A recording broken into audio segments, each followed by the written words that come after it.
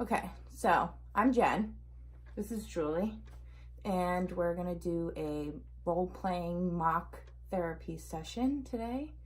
And we're going to be using the Gestalt therapy method and the empty chair technique. So let's start. So Julie, how are you feeling today? Okay. Why just okay? I have a problem with my office manager. She's just a terrible, belittling person. How does she make you feel belittled? She has that aura, that sensation about her, but also the way that she speaks to you, puts you down, makes you feel like a little grain of sand. So what kind of instances have made you feel like you've been belittled by her? Well, even though I technically have a higher degree than her, she'll nitpick my work and find problems that don't exist to make herself feel better, so I think. So have you ever approached her about this problem? It seems impossible. Why does it seem impossible? How in your eyes does it seem impossible? The way that she converses is almost so that you never have an availability to have a voice. She'll shut you down immediately. So you'll go to try to talk to her and you feel like she just disregards you and says like, oh, I'll wait for another time to talk about this. Or she'll just completely shut you down, just say no to whatever you're saying, or that you are just having an emotional day, right. Or will belittle it to be something smaller than what it really is. How is your office set up?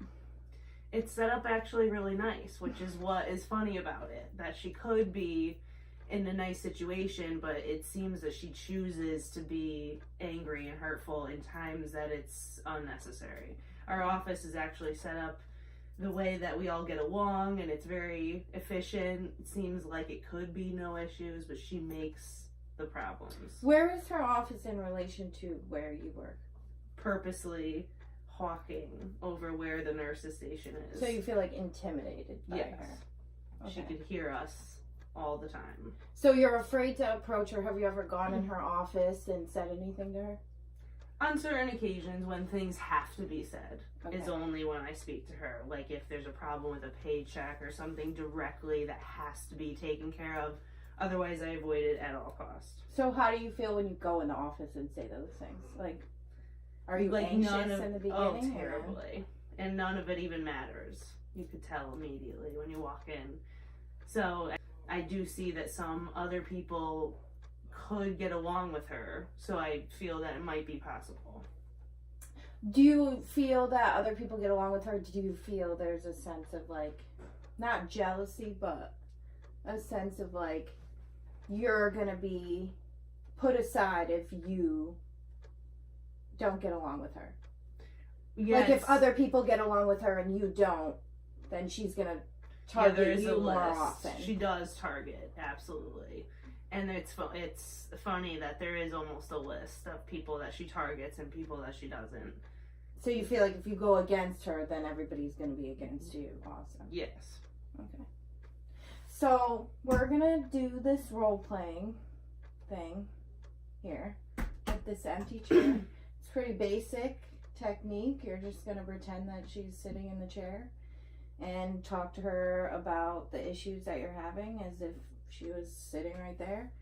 And yeah, just be as open as you can and be as imaginative as you can.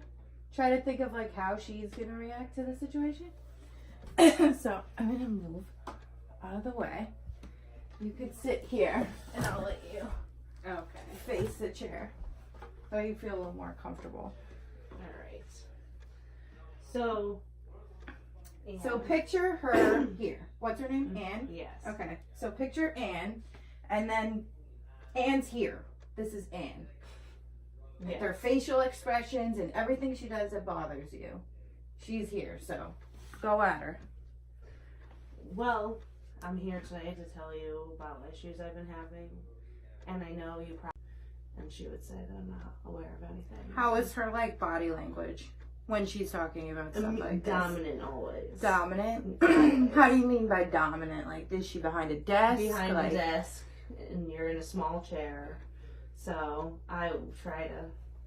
So almost as if she was sitting in this desk and Yes. you're on the opposite side of her, and Yes. she's got this big old area of space and you're in this tiny little Yes. chair. You just feel overwhelmed by her Yes. power, kind of. So it usually would go as a shoot down, as everything I say, no, or no, that's not how it is.